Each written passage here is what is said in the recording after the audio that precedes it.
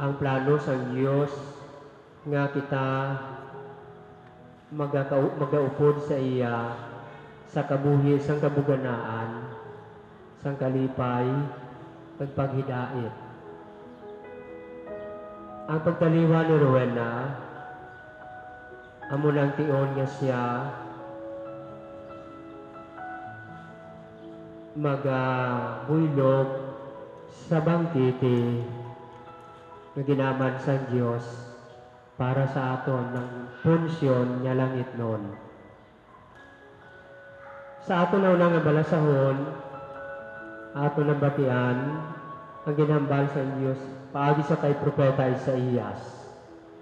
Sa bukid sang Sion ang Ginoo nga makagagaho mag-aaman sa isa ka bangkete para sa tanan ng mga kapungsuran sa kalibutan.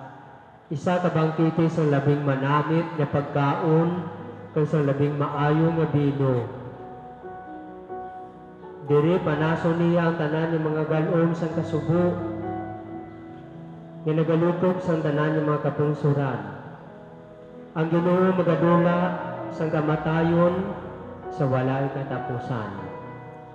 Pagapahira niya ang mga luha sa tagsa-tagsa sa mga mata, kagkuhaon niya ang kahuloyan ang ginantos sa iya mga tawo sa bugos sa kalibutan. So kung maayo kita mag-imagine sa ginalasaysay sa ginahambal diri, matahom ang senaryo sa bukid sang Sion, sa bukid sang Ginoo, nagpreparar siya sang bangkete. Wala sing kasubo, wala sing kasakit, wala sing mga panaligban. Sa bagay nga nagasiling pahira niya, pagpahira niya mga luha sa mga sang tagsa-tagsa sa ilang mga mata. So wala sing pagpanangis. Ang maging kaupod nato ng Diyos sa bukid sang Sion. Kaya mo ini ang matudod kabubuton sang Diyos ug ginbuot sang Diyos nga kita magkabuhi upod sa iya. Pero ti mahatagal na katumanan kung ang aton kabuhi nga dutanon matapos na. Kagamunay ng tion nga magasulod kita sa bangkete o konpunsyon yung ginaman sa Diyos sa aton. Tibatian naton sa Ebanghelyo ang palanggiran na ginasaysay ni Jesus.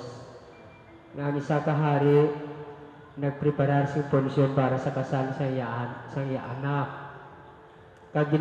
May mga ginagda ang hari diri amo ang mahal nga Diyos. Ang anak amo ang atong Ginoong Kristo.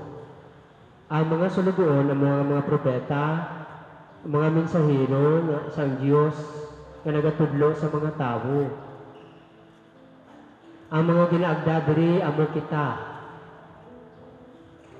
Ginaagda kita sa Diyos nga mangin kabahin sa iya kabuhi sa kabuganaan, nga mangin kaupod naton siya sa sinangsahi sang kabuhi nga adlaw-adlaw may punsyon, adlaw-adlaw masadya, kaya kung magsiling kita punsyon, di ba la?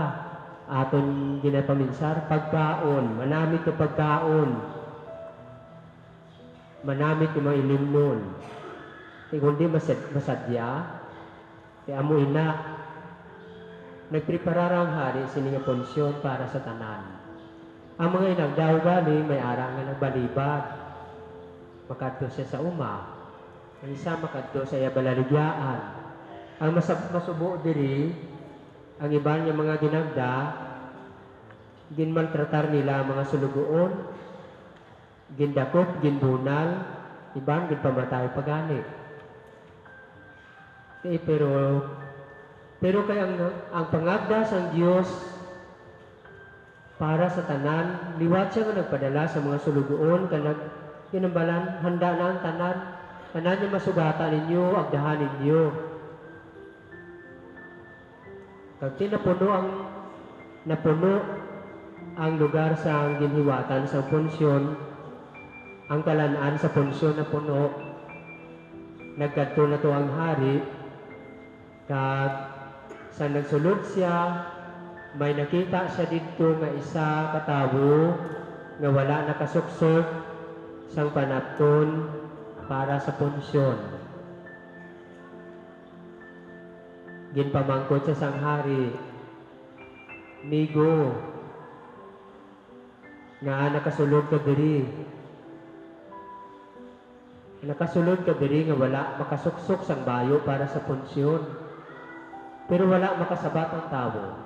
Kay nga wala gid man sa sing makabig masilinga valid reason.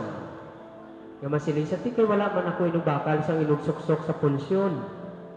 Kay para lubos ninyo nga maintindihan mahangpan, sa panahon ni Jesus, ang mga nagahiwat sang punsyon sa kasal,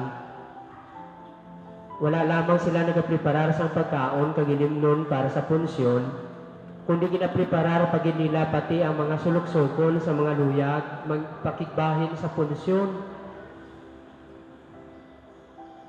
Ginapreparar sang taguya sang punsyon, sang kinasal, ang mga sulok-sukon sa mga dinapit, kag ginabutang dira sa puertahan sang reception hall.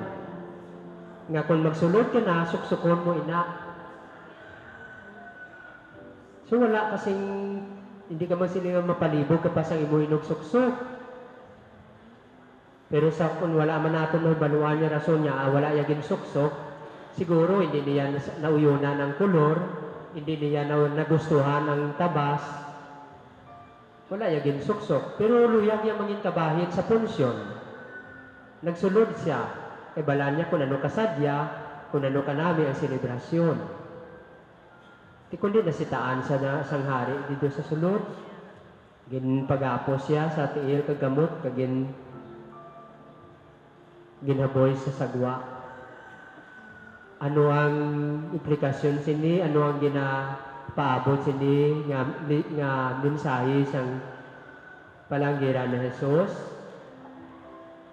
Di ba luyag naton magpalangit? Luyag naton yung maging kabahin sang punsyon niya langit noon, sang bangkite sang Diyos. Kay masadya dito, bugana ang tanan. Pero mga utod, kinahanglan nga himuon man naton na aton katungdanan ang aton responsibilidad bilang mga Kristiyano kag Katoliko nga sundon naton ang luyag sang tagiya sang punsyon. Sundon naton ang kabubuton sang Dios. Nga kung mag-abot na ang aton tion, sa nasiling ko na ang kamatayon, katumanan sang aton handom nga magpuyo upod sa mahal nga Dios. Katumanan sang plano sang Dios nga magkabuhi kita sa kabuganaan sa iya kabuhi, magupod sa iya. Pero ang pamangkot,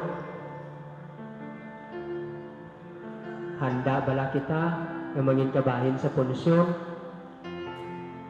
Masugot bala kita nga dapat sundon kung ano ang gusto to sang tagiya sang kasal nga atay nga dapat isuksok-suksokon bala naton? So ano diri ang ginapakita? Ano ginapahayag sa mga sang ginasuksok sang panapton para sa punsyon? Agon mangin qualified ka nga guest sa punsyon,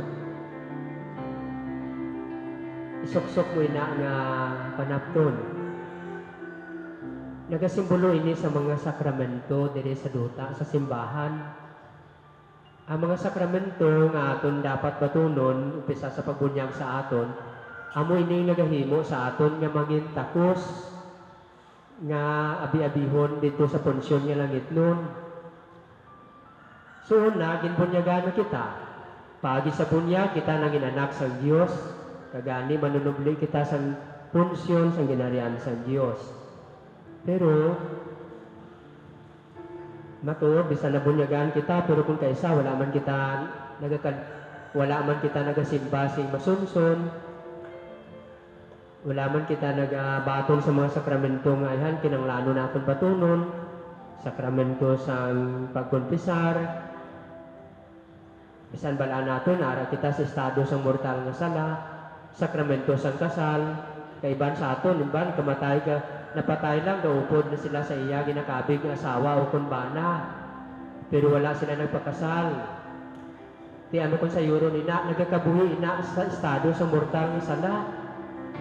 Kaya mo ginapuyo, hindi mo na asawa sa mata sang Diyos, hindi mo na bana sa mata sang Diyos. Kung sa yuro, nagpakasala ka mga duha, batok sa pagkaulay. Ti, hindi ina gusto sang Diyos sa mo sina. Kung luyag yung mag-upod nga mag-asawa, batunon ninyo ang sakramento sang kasal.